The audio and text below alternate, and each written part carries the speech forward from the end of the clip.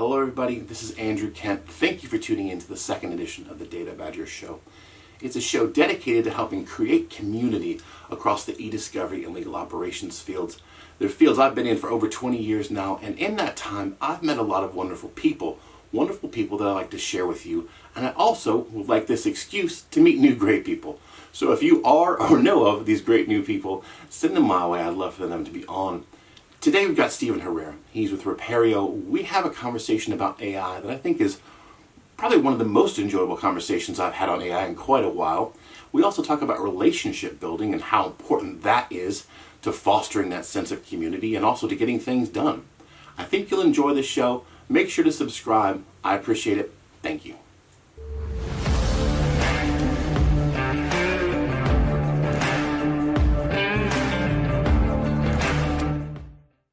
All right, welcome everybody. I'm here with Steve Herrera.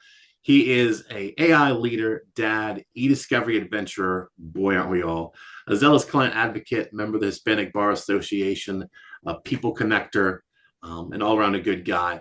Stephen, that's of course your LinkedIn. I took the easy part. I'm gonna give you the hard part. Let us know, what is your official title, and to bring it to the two Bobs, what is it you'd say you do? Oh man. So I'm a VP of Business Development for eDiscovery. I bring that to, and I think this is where everyone can get particular, litigation, infogov, investigations broadly, and I think especially recently for myself, data breach. Those are the big areas where I've made my name, but they're largely under the overhead of AI. I think because while I'm a big believer in it, I think I have hopefully been able to help clients out by navigating what is and isn't good AI, what is and isn't real AI right now, and frankly, what is good and bad AI spend. So I that's love kind of the nutshell version I do. Absolutely. I love that you said that, because I think one of the problems we're having is people are making this grand assumption that AI is right for everything. Right. AI is horrible for a lot of things. Right. Where it's necessary, it's great. It can totally do things for you. But I feel like too many people are trying to take the human elements and put them into AI. Take all the Couldn't agree. non-human elements, put it in there, right? I don't need AI to watch a football game for me. I'm up for doing that. I need AI to schedule things. I need AI to summarize things I don't want to read, but not summarize the things I do. There's a right place for it. And I think on top of that, there's also, and we're seeing some of that, what I might call encroachment. And everyone has their own view on this, but I don't know if you've seen some of the New York subway ads for you can have your AI friend now. So it's pushing into, I don't know if you've seen the necklace that has a camera and it'll watch a movie with you, it'll watch a football game with you. So we're seeing that in and out of legal, in and out of even B2C or B2B in a way that I think we all saw coming a little bit. But that's interesting. You can have it watch a movie with you now. Yeah, that's what I need. Now they've been heavily graffitied as ads, but weren't necessarily kindly received. But no, it's interesting, and it's even interesting, I think, what you said too, trying to figure out where it does and doesn't belong, where it is and isn't needed. I mean, you've run law firm eDiscovery groups from the ground up. You've done it on the ops side at vendors. You've kind of been all over the place. So I'd say you know as well, or better than anybody, how a client mandate or a client desire can quickly start to steer the ship, and how certain people at the rudder need to hold themselves responsible for pulling the rudder back a little bit. Absolutely. I love that analogy, because I probably shouldn't have, but one time in life, maybe during a midlife crisis, I bought a sailboat. I was living in Annapolis. Okay. I was the only person without a sailboat. I had to get a sailboat. It was, you know, like not having Old Bay in the cabinet. It just, they were going to kick me out at some point. Yeah. What I found when trying to sail, or more accurately, having a sailboat that I use the engine on, is when you're controlling that boat, when you're steering it, you can't just go where you want to. It was a 25-foot boat. You have to feel the waves, feel the current, and work Right. with them to get there. And I feel like a lot of people are coming out with this speedboat approach of, I want to go there, let's go there, boom, hit it, hit the gas. Right. That's not how life works. You have to be able to feel and to move and to move through that. I think too, to your point, I did this speech I guess last month now, no, 2 months ago now, at Open Text World. And I had talked to a lot of people about AI beforehand. I had talked to a large group at church and other places that found out I may know a little bit about AI. So all the questions suddenly came to me. But it was great because I found out a lot about what real people are thinking about it. And across the board, they all wanted the same thing from it, right? We all agreed on the same thing. What we wanted it to do was everything that we pay for. And what we didn't want it to do was everything that we got paid for. And I Yeah. think that's kind of the ebb and flow of it, is depending on who you're talking to. Some of us are producers, some of us are consumers, and Right. that's where the shift is always going to be. No, I couldn't agree more. And there's that third layer in my mind too that always comes up that I feel like everyone avoids talking about a little bit, is how much of the non-billable work, whatever it be, is also now AI work of client communications over email. Are those being drafted by Copilot? Um, LinkedIn content. So anything from marketing to client relationship to communication to admin work, whatever. It's a lot of trust for one thing, and while I pitch it, I believe in it, I use it, I sell it, and I believe it works. I think to your point, sticking with the boat analogy, knowing when it's choppy water and you're gonna hit the moon if you Mm-hmm. push the throttle down and all of a sudden you hit one of those, you're gonna get some good air. I think that's kind of the point I'm reaching, where I realized me and my clients were having a tandem experience a little bit, where I was seeing certain I'll only say I have seen others in the marketplace operating workflows only AI. And something I'm a firm believer in is that right now, a like to get specific, TAR 2.0 workflow integrating AI is and will for some time still be far more effective than an AI only or a TAR 2.0 only workflow. That's where I'm seeing the best call rates. Um, but I think it's that marketing thinking lead where let's talk about AI, throw AI at it. And especially for the smaller firms, I'm sympathetic and a little concerned of how their spend can get out of control. Um, I think that's where things can get a little nasty. Not everyone knows what they're buying into. There are certain platforms that are adding notices of what the adjusted spend will be for the AI task you're requesting. I think that's responsible, and I frankly respect it. Um, but yeah, that's kind of been my emotional experience of it the last, And especially 6 months. let's dig in a little bit to that. Why is it you're thinking that TAR 2.0, that kind of combination hybrid effect, is working the best right now? Well, for one, I think we're failing to recognize, like going all the way back, I think we're failing to remember how we got where we are. And Mm-hmm. I think what we almost have always seen is anything new really should start at the left side of the EDRM. And I think we lobbed it trebuchet style all the way to the review side, um, which I think is fine. But I really believe that there are ways that I'm seeing this leveraged in an InfoGov approach, Mm-hmm. where I think we learned lessons from that and allowing um, how we adjusted our review workflow, how we started it, often and most times came from lessons we learned at the InfoGov side. Mm-hmm.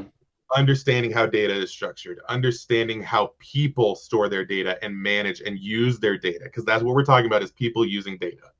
So understanding how they do that. But now I don't think we're ready for I don't think we're ready for an AI led approach. B, I don't think I'll even go so far as to say I don't think any law firm or company has the funds or should responsibly use AI only at this stage, even if I felt like it would be as effective. I don't think we as the industry have worked out the cost modeling to that point. I don't Mhm. think it's the right call. I don't think a good review manager would do it outside of very specific circumstances. Now, have I seen it and have there been moments where it's the right call? Yes, but I don't think it's your average project. That's me. And of course, you bring up, I think, what often people are leaving, that human element, knowing Yeah, what people are doing. The AI machine can't always guess that. absolutely. And I think even we're seeing that, and again, going back to the left side, I love it for, and we can even hop to the other end because I think that's also effective because it's a bit out of our EDRM model, but trial prep. And I think leveraging it against binders of prep, I think leveraging it against depositions is kind of how we can see even maybe both sides come to the middle towards the EDRM. Um, but I don't know how, outside of getting responsible about how we leverage it and how, to your point, the people aspect, we make sure that we're understanding like the psychology, and is where even like there are industrial psychologists out there that that's what they do. And they started at an org level. So I'm not talking about bringing anthropologists in to go into your average corporation and write up a dissertation on how they think these things work. But I do think there's a way where we can get past the marketing, we can get past the need to be saying AI every 5 seconds and make a name for ourselves as individuals and organizations by responsibly using AI. And I think those are the ones that'll get the best results. Those will be the ones that are trusted by clients. Those are going to be the ones that I think last this because they will have responsible spend. And I Mhm. think they're simply the ones that on the other side of it will also be trusted as experts. And I think that's the linchpin a little bit. Yeah, absolutely. And I think too, when I look at it, and I often dangle the book. This will be in the book. It's already written in the book. When it Yeah. finally comes out, I'll have this in the book. But I think a lot of people are looking at technology as being the determinative factor on winning, whatever Yeah. success or winning means to you. That's not the case.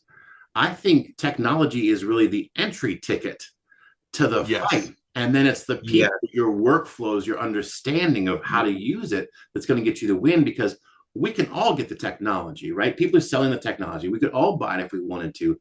It's not that the technology gets you to winning, it's that the technology gets you in it at all. I'm a big Yes. race fan, and I often tell people when they Yeah. ask me about the Indy 500, I say, look, the Indy 500 is not a 500-mile race. It is a 20-mile race that takes place 480 miles away. Step one is getting there, getting to that 20-mile race at the end, and then you go. The people element, the workflow element, that intelligence and Gotcha. oversight is what's getting that 20 miles for you to win. The AI just gets you there. So I think everyone is going to need AI more so, but they need to realize it's not the AI that's going to win you. No, I think that and I like the analogy too. I I think there's an ability to come back to trust because I feel like a lot of organizations right now feel like they're faced with two choices. Either A, they ignore AI and talk about having the best PMs, talk about having the best doc reviewers, the best what have you. Mhm. Then there's the other side that is going all in. We only talk about AI. We won't tell you how we use it, why it works, but we are AI. I think there's something in the middle where we can be honest about the industry. And what I've heard overwhelmingly is a lot of people feel like there aren't real differentiators anymore. And AI is the only one they can grab at. So I am even sympathetic to what feels like the panic that's kind of taken over the industry of if you're not talking about AI, you're 5,000 miles behind. And I think there's something to that because I do think AI is so critical to how eDiscovery is going to function for the next however long. But I think there's a way to talk about it and still have people trusting you in 5 years, and that's that piece that I can't let go of. but those groups that don't have the transparency, that can't Right. explain to you how it works, because step one of knowing how something works, of actually understanding it, is being able to explain it to someone else. Those groups that are trying to keep it behind the curtain, they remind me of Eddie Van Halen in the olden days. Eddie Van Halen used to always play with his back to the crowd because he was afraid that someone would see what he was doing and mimic it. He eventually started facing the crowd. No one mimicked it. They all understood Yeah. what he was doing. They all understood the technique, but it was him. He was bringing Yeah. something to it. And I think, again, that's how it is. Don't try to be like, oh, you can't see what we're doing and all these clouds. Oh, don't look behind the curtain. Yeah. No, you should absolutely be able to say, hey, here's exactly what we do. We'll explain it to our clients. We'll make it Yeah. make sense to you. But you've got to understand that it's us as a team. It's our understanding. It's us being able Yeah. to again steer that ship in the rough waters, because anyone can do it when it goes well. It's a matter of when it goes poorly, who can fix that, who can adjust for it. To make people understand that that's the thing. Again, it's not that, oh, we have AI, you can't see it, or oh, we have this Yeah. magic button. Yeah. No, no. Come on out and say it. Be Penn and Teller. Penn and Teller show you exactly how the trick works, and no one else steals it, because there's more to it than just the step by step. And there's that 20 years that starts as a sixth grader, trying to flip cards around and hide them behind your hand. That knowing doesn't mean anything if you don't have the right people doing it. I mean, you could publish it all out on LinkedIn, but if you don't have the right people doing it, it does not matter. Mm-hmm. No one's going to be able to replicate. No one's going to do it well. No one's going to know the exception to this rule. No one's going to know the step C to subtask A. I mean, I think it's all a little more unique than people give credit to it. And to your point, I think having the right team is that secret. That is the secret code that is not tech based. Mm-hmm. And if knowing the steps were as simple as it is, then we should go into the kitchen and we can make anything, right? I can find Sure, anything in the world in a cookbook. I cannot make anything in the world. sure, sure. No, I think that's true. And I'm hopeful for even the people that are going full tilt, that not that we'll learn from their mistakes, but that maybe they'll discover nuggets along the way. Yeah, and that learning thing is part of the problem, because the Sure, majority of technology is a trickle down technology. The majority of technology we've seen throughout history has started with the more knowledgeable, has started with the better capitalized, let's say, and then sure, trickled down to the rest of us as it goes. The AI stuff, quite frankly, some of the dumbest people started doing things with it. Some of the most careless people were the ones who got their sure. hands on it first, walked into court and made it look horrible. And it's kind of coming back up to now. We're getting to the actual professionals, the actual people you'd want to deal with, the good law firms, so to speak, Right. are now embracing these things. And it's such a weird anti-normal cycle. Yeah. Oh, I think it's odd. And it also makes me wonder because I mean, I came out of law school. I started helping a vendor with a merger. That's how I got into eDiscovery. But then I have so many people that I graduated law school with that are having a radically different experience of the legal sector than nearly any generation before, I feel like. And I'd say that's true of the last 30, 40 years Mm-hmm. where tech has finally made its way in. Um, and I wonder what it would look like for that next generation, like 30 years from now. Like, how many will be going to law school? How many should be going to law school? How many should is a Yeah, real big question. And I think too, not to start the hate mail up, we may sure. have some diploma mill situations out there where we need to look into Oh, how people are getting these things. And I'm not pointing my finger at anybody, but again, there was a time period where anyone graduating law school got a job. In the olden days, a good right. job. It turned to, okay, a job good enough to pay off your student loan. And now Yeah. I don't know that those numbers are still there. I am shocked by it. And I think when a lot of people would say don't go to law school, it was a generation that was referring to hours spent working versus income. What is your real actualized labor work or labor income hour? Now, I don't even think that math adds up. And I have a hard time in the same vein. not wondering how we can allow law schools to still exist, because I think we still need a broad spectrum of law schools in size, in prestige, etc., but without the diploma mill situation, because I do think that's a problem.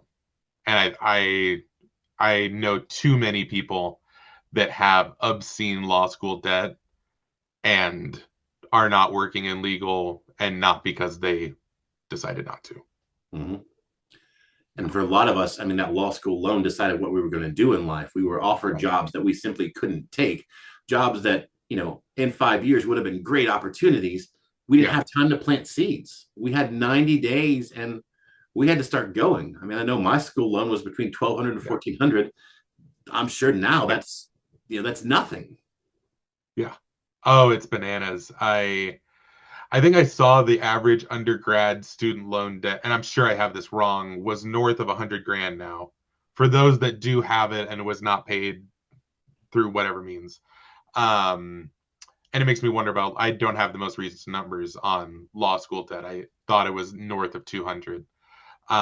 So that plus interest rates, I don't know how people get out of that. It has to be. It has to be up there. But all right, I don't want to doom and gloom too much. I did pay Yeah. off mine, so I'm feeling a little bit better about myself. I think 6 months early, something absolutely silly, but I did it. So, um, That's the trick. actually, I'd sold some things. My father was in his last stages of cancer. I wanted to pay it off before he died, just to be like, ta-da, I did it. But let's go into more fun topics. Sure. You guys, Repario, right? Repario, yeah. I always think I'm getting it wrong. I want to Italianize it. I want to be like, Oh, I get it. Oh, I get it. Repario, but that's also my Latin background coming out. So walk us through, what are you guys doing? Kind of what are some of the differentiators in terms of what you guys are doing to stand out? I know you've talked a lot about AI on this conversation. Kind of give us the spiel. Yeah, absolutely. I think what was my reason for coming on, and I always try to only speak to myself because there are people on the team, sales and outside, they would give 30 other reasons that I wouldn't even think of. But the ones that really got me were, one, I wanted to work at an emerging mid-size like large vendor. I've worked the gamut a little bit, and I was looking for a place, and I think is the best way to put it, that was agile enough to respond to any client need I had the scalability to handle it, but that would never result in a client being lost in the shuffle. And I Mm-hmm. think that's a weird trio that is actually very hard to find and very hard to make.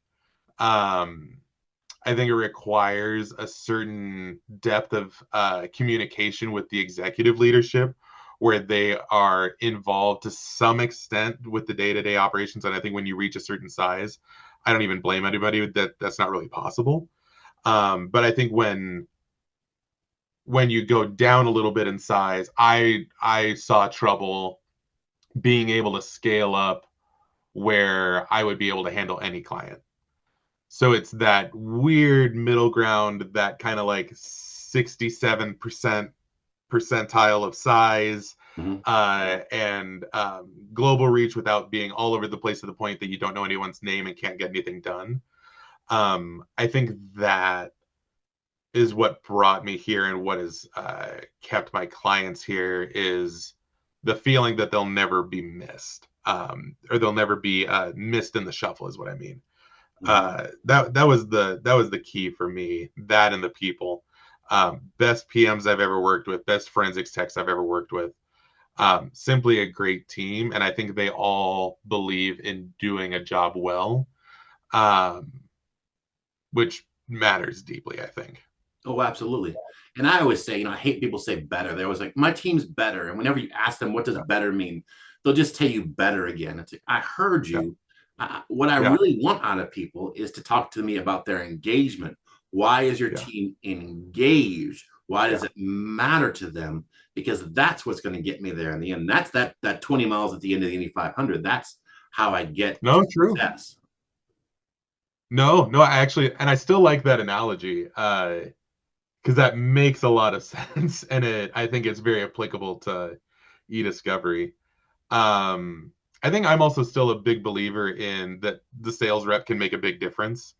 Huge. Um, I think that's not necessarily the held opinion as we've moved further into cold email land and all of that. It's more first connect and then you get dropped. Hmm. I'm still a strong believer in a well placed rep with communication skills can shift a project. Um, so I think it was also to me knowing that that was welcome here, that they wanted people involved, looking for successful client experiences.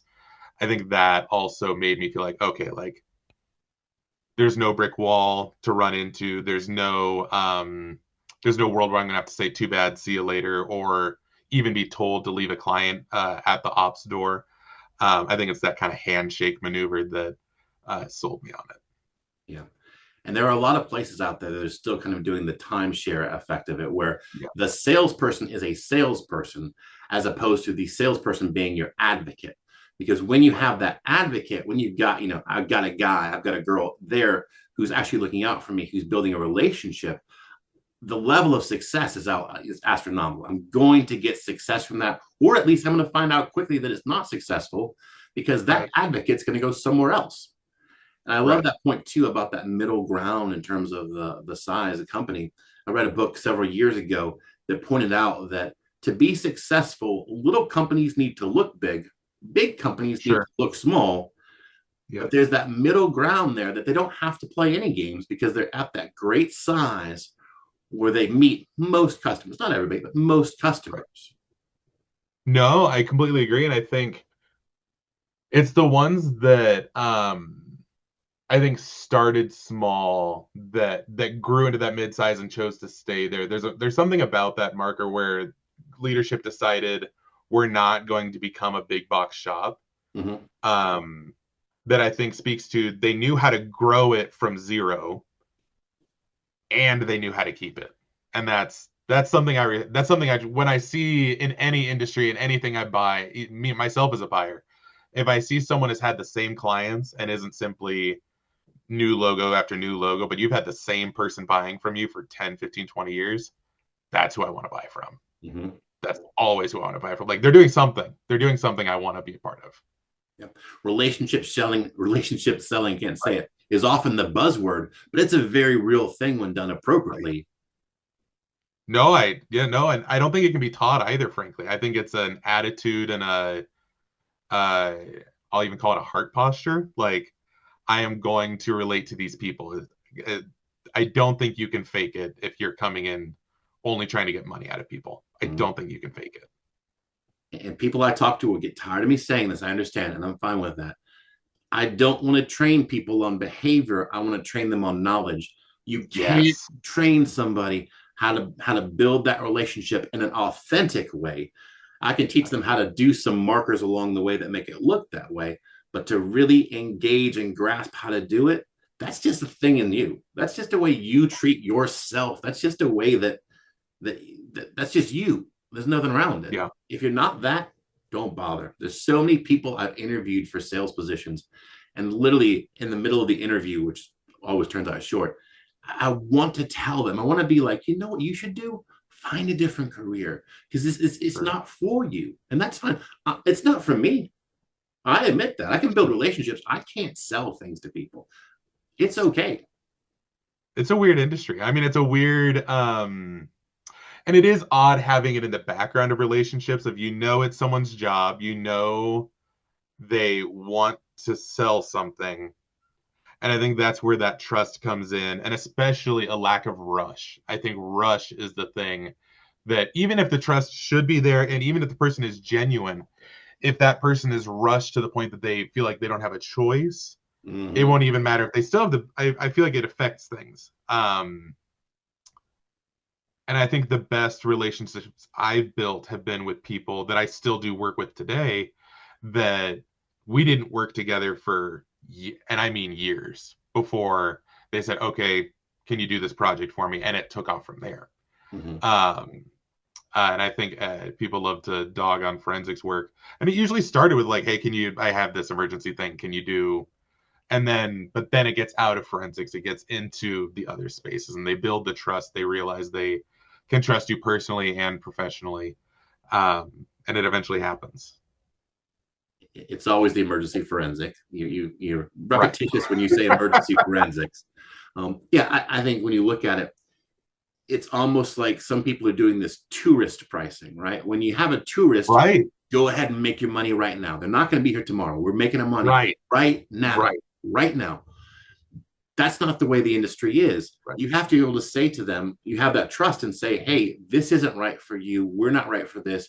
Guide them through, because I know at some point in the relationship, it's going to work out right for me when the time is right Yes. for both of us. If I'm Yes. rushing you into something, if I'm pushing you into something, it's not going to work. You're going to feel hurt by it, personally hurt by it, because I think people, again, we leave out emotions in this. It's real, and you're never Yeah. going to make it. You have to be willing to say, look, I'm going to be in this industry another 10 or 15 years. I may be here or elsewhere, but that relationship, that trust we're building, it carries with us. I don't need your money today. I'll get it. Yeah. No, and that's, I think that you might even hit kind of what I think of as the secret to it is also trusting yourself. Because I think sometimes salespeople can reflect the attitude of their organization where it's sell today because you won't get it tomorrow. They don't trust that they'll be able to get it in the next 5-10 years. Now, no one really wants to wait 10 years, but the point being, they don't trust their ability to stay in it, because they're like, my organization doesn't stay in it, so why would I think I'd stay in it? Yeah. But I think that's where people get lost a little bit, and I think there's also, like, on the flip side, like, there's being patient, but also there's the other danger zone of never asking the question, can I do business with you? You got to ask eventually. I have friends in the industry. I've asked everyone for business. It would be negligent not to. I don't harass people for business. Every couple months I might ask, say like, hey, I know you said eventually. I'm always here. I'm always here. But there's that line in knowing person to person. Some people you only ask once a year because you're not going to try and piss them off. But then other people you can ask more occasionally, like, hey, I'm here. I'm here. I'm here. And being able to read that and knowing, is this a bad date? Do I need to pay the check and get out? And still stay friends, but know, like, oh, like, this is not someone I should push because they don't want to do business with me. No, having that intuition, I think, is so key to it too. So many people could learn from Gil from The Simpsons. I feel like Gil always trying to jump up and get that desperate sale. Need it, need it, need it. Come on, Gil. You've been on the series for like 40 seasons. If you had just built that relationship, we'd be in a good spot. Right. No, I couldn't agree more. And I think a lot of it is a huge shift also in how selling happened. I mean, I had my first eDiscovery job even before I did that merger work. It was pre-law school. I worked in a coffee shop. Never thought I would touch eDiscovery again. And the salespeople at that time, you brought Otis Spunkmeyer cookie ovens to law offices. That was what you kind of did. You did stuff like that. You came on Valentine's Day and brought flowers, and you got business. Now, I still believe in that model personally.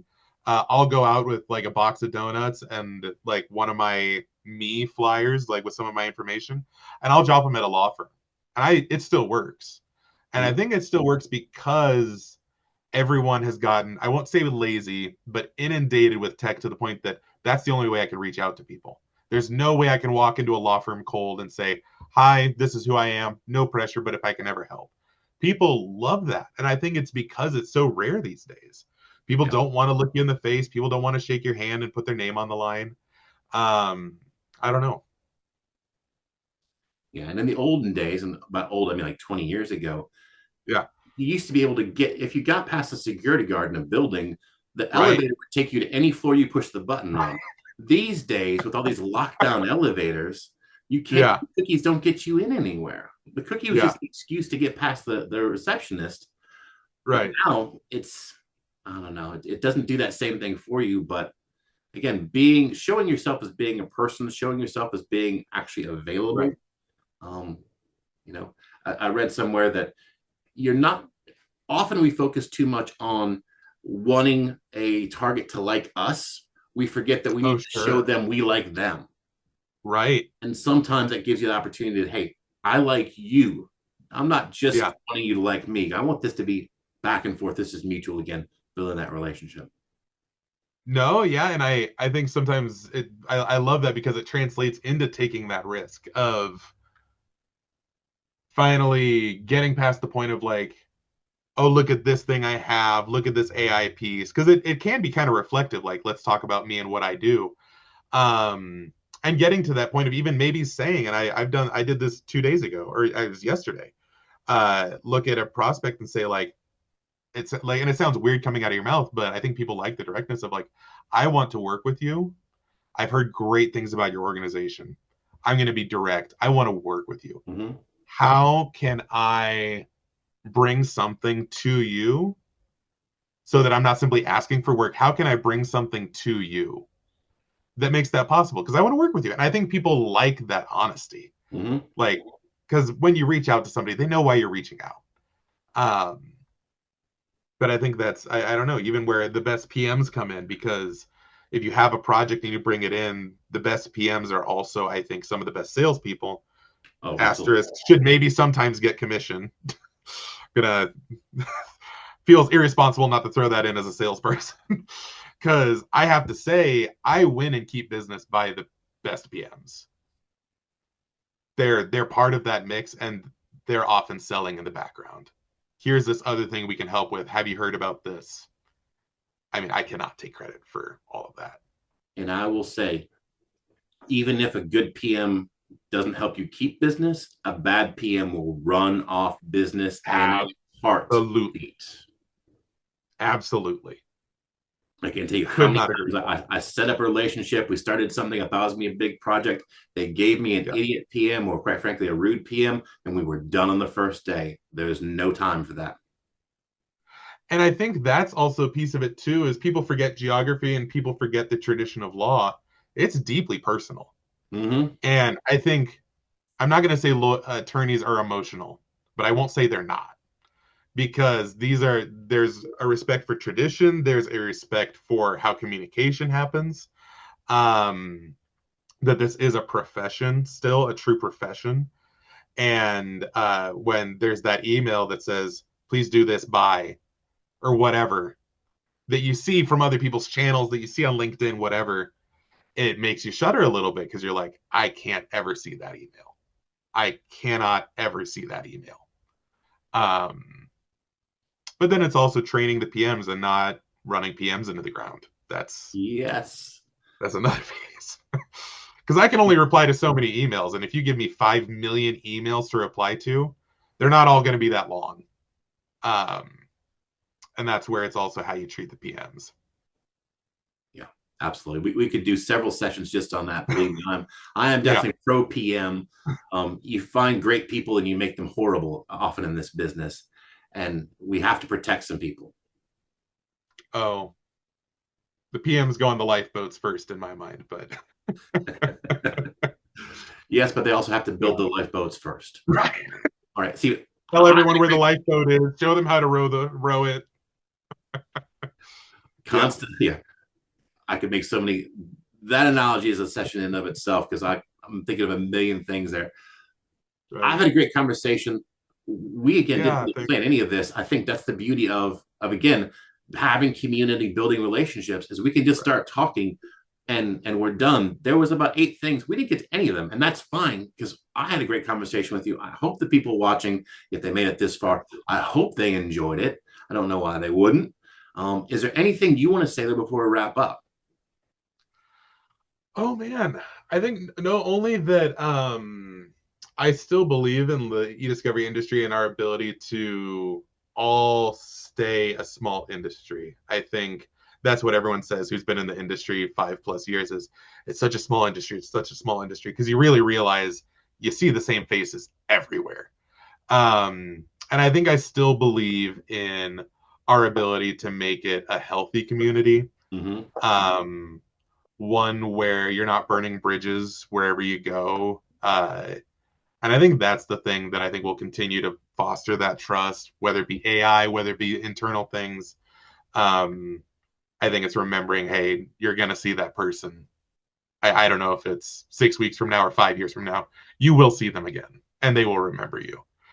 So not only the threat of that, but the positivity of that. I mean, the people that I never thought I'd work again with in my life that worked at another vendor, one of them's my client. Yeah. Weirdest thing, but And I love that positivity element of it too. That yes, if you're burning bridges, that will affect you later in life. Please don't. For anyone young watching this, please don't. right, Also remember that we are slowly building things together. So sure, even the positive things, if we don't see that person again for a while, we're going to get chances more than right, likely to keep building that positivity with them down the road. It looks like a giant industry. It's not. You keep saying the right. same people over and over again. And a lot of those people, I'm looking forward to seeing you at the University of Florida conference coming up here soon. Yeah, it's going to be great. Oh, I wish I was going to be there. Enjoy it for me. You could still be there. Oh, that's true, but I don't think I can. The next 8 weeks are as packed, 12 weeks are as packed as it gets. But It is a great conference for learning. I don't know that it's necessarily a great conference for selling. I'll say that. But great oh, conference for learning for sure. Sign well up. then I should go. I can always be learning more. I'm going to go there and see if I can grab somebody to do a midnight Waffle House session. We're going to do a Data Badger I show love at it. Waffle House at midnight. That's what I want out of my trip I there. love it. So I will I'll be watch pushing it. people into it. Oh man, as long as you do it live. Live, I don't know about. I Live want to is see the waiter risky. coming in. I want to see it all. Oh, I was doing some work with the Life Preservers Project people. Those people are great. If you don't know about them, those people have to look into them. They always wanted to do things live. And I was like, live? What? Why are we jumping out of an airplane? Let's land it first and then we can do this. But Sure. anyway, again, I Oh can man, ramble on thank with you. you for the next day and a half. I appreciate you being on, Stephen. Again, if people want to reach out to you, LinkedIn, what's the best way to go about finding you if they have business or want to just build that relationship? Always LinkedIn. I'm always on LinkedIn. I love it. That's where I've met so many of my friends. That's always the easy answer. I think LinkedIn is probably the first place I ever saw you. As I remember, you were riding a train, complaining about the length of the train, and I was like, "What's he talking about? A long train ride is the greatest thing in the world. A long I train ride remember is a that short too. flight anytime." Kansas City to St. Louis. I think the Midwestern trains are unto themselves. On the But barbecue train, whether Missouri's in the Midwest, right. is a conversation for another day. Thank you. I got to cut us off. Thank I you. will definitely keep running on this. Have a great day. We appreciate it. Have a good one.